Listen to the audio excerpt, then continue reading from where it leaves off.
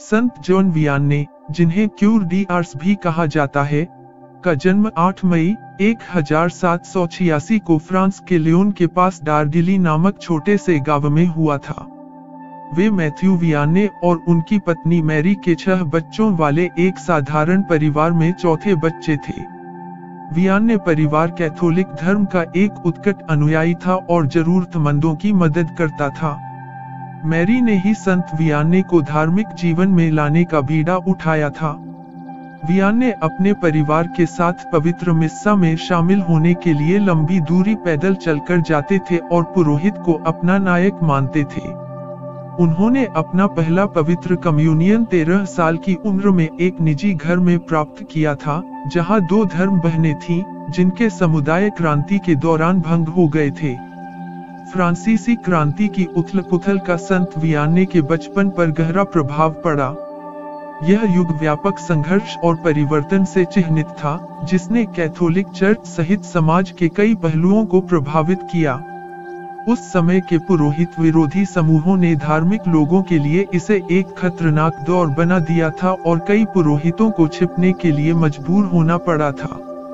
उन्होंने अपनी जान जोखिम में डालकर गुप्त रूप से अपना धर्म प्रचार किया। इन विकट परिस्थितियों के बावजूद जॉन वियान्ने का परिवार अपनी आस्था में दृढ़ रहा।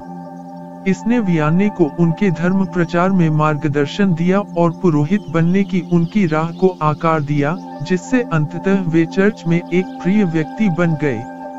वियान्ने पुरोहित बनना चाहते थे, लेकिन पुरोहित बनने की उनकी यात्रा चुनौतियों से भरी थी। उन्हें औपचारिक स्कूली शिक्षा पूरी करनी पड़ी, जिसने उन्हें सेमिनरी की पढ़ाई के लिए पर्याप्त रूप से तैयार नहीं किया। उन्हें बिशप की अनिच्छा का भी सामना करना पड़ा, जिन्होंने उनकी योग्यता पर सवाल उठाए थे। जॉन लगभग पुरोहित की बजाय किसान ही बन गए। लैटिन व्याख्यानों को समझने में उनकी विफलता, जो उस समय अनिवार्य थी, ने उन्हें पढ़ाई छोड़ने पर मजबूर कर दिया। लेकिन पुरोहित बनने के उनके सपने ने उन्हें निजी शिक्षण की ओर प्रेरित किया। संत वियान्ने ने वेरिएरे सैन फोरेज में एक माइनर सेमिनरी में शिक्षा प्राप्त की और बाद में 1813 में उन्हें लियों के मेजर सेमिनरी में भेज दिया गया। उन्हें अभी भी अपनी स्कूली शिक्षा में संघर्ष करना पड़ा, लेकिन एब्बे बैली ने विकर जनरल को आश्वस्त किया कि संत वियान्ने की असाधारण धर्मपरायणता उनकी सीमाओं की भरपाई कर देती है। पुस्तकों के साथ एक लंबी लड़ाई के बाद जॉन को अंततः 12 अगस्त 1815 को पुरोहित अभिषेक किया गया और अगले ही दिन उन्होंने अपना प्रथम पवित्र मिस्सा चढ़ाया। उन्हें एब्बे बैली का सहायक भी नियुक्त किया गया। अपनी अशिक्षा के कारण उन्हें धर्मशास्त्र समझने में कठिनाई हुई और अक्सर अपने प्रवचन तैयार करने में कठिनाइयों का सामना करना पड़ा। इन चुनौतियों के बावजूद जॉन ने एक पुरोहित के रूप में अपनी दृढ़ता बनाए रखी और अपनी विनम्र और सच्ची आस्था से कई लोगों के दिलों को छुआ। जब 3 साल बाद एब्बे बल्ले का निधन हो गया, तो संत वियनी को आर्स शहर का पल्ली पुरोहित नियुक्त किया गया, जहां 230 लोग रहते थे।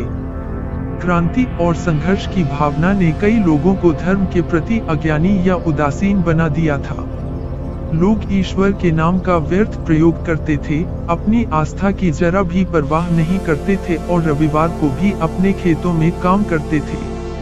इस प्रकार आर्स के पल्ली के पादरी के रूप में संत वियनी का सामना ऐसे लोगों से हुआ जो उदासीन तो थे, लेकिन अपनी जीवन शैली से पूरी तरह संतुष्ट थे। आर्स में अपने कार्यकाल के दौरान संत वियान्ने ने अपने शहर को आध्यात्मिक रूप से बदलने का प्रयास किया, जिसके कारण उन्हें कठोर उपवास करने पड़े और रात में कम नींद लेनी पड़ी। उन्होंने ईशनिंदा और बुतपरस्ती के खिलाफ जोरदार प्रचार किया और आज्ञा न मानने वाले पल्लीवासियों को क्षमादान देने से इनकार कर दिया। आर्स में आध्यात्मिक नवीनीकरण लाने में संत वियनी को 10 साल लगे और उनकी दृढ़ता के परिणाम स्वरूप उनके चर्च में लोगों की उपस्थिति बढ़ी और लोग अपनी पुरानी जीवन शैली से विमुख हो गए। जो कस्बे गंदगी से भरे थे, वे बंद होने लगे और घरेलू झगड़े कम होने लगे। संत वियाने को बच्चों को धर्म शिक्षा देने में आनंद आता था और वे लोगों को माला बिनती के प्रति प्रेम सिखाते थे। वास्तव में धन्य कुंवारी मरियम के प्रति उनकी गहरी भक्ति ने उन्हें आर्स की मारिया की उपाधि दिलाई। वियाने ने अपना अधिकांश समय पाप स्वीकार सभा में बिताया, जहां उन्होंने अनगिनत पश्चातापियों के पाप स्वीकार सुने। सर्दियों के महीनों में वह प्रतिदिन 11 से 12 घंटे लोगों को ईश्वर से मिलाने में समर्पित करते थे। गर्मियों के महीनों में यह समय बढ़कर 16 घंटे हो जाता था। मानव स्वभाव की उनकी गहरी समझ और पापियों के प्रति करुणा ने उन्हें एक प्रभावी कन्फेसर बनाया। इस प्रकार उन्हें कन्फेसरों के संरक्षक संत और सभी पुरोहितों के लिए एक आदर्श के रूप में जाना जाता है, जो अपने झुंड की देखभाल करने और उन्हें ईश्वर की दया की ओर ले जाने के अपने कर्तव्य में विश्वास करते हैं।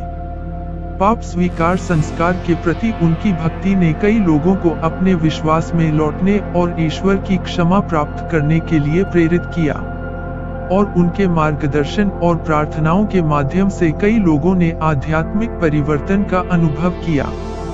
हालांकि जॉन वियाने को थकाऊ दिन और रातें बितानी पड़ी, फिर भी उन्होंने सेवानिवृत्ति के बारे में नहीं सोचा। जैसे जैसे उनकी ख्याति फ्रांस से परे भी फैली और दुनिया भर के लोग उनसे आध्यात्मिक मार्गदर्शन लेने आए, शैतान अक्सर उन कुछ घंटों में भी खलल डालता था जो वह खुद को सोने के लिए देते थे। शैतान के हमलों ने उन्हें शारीरिक रूप से बीमार भी कर दिया।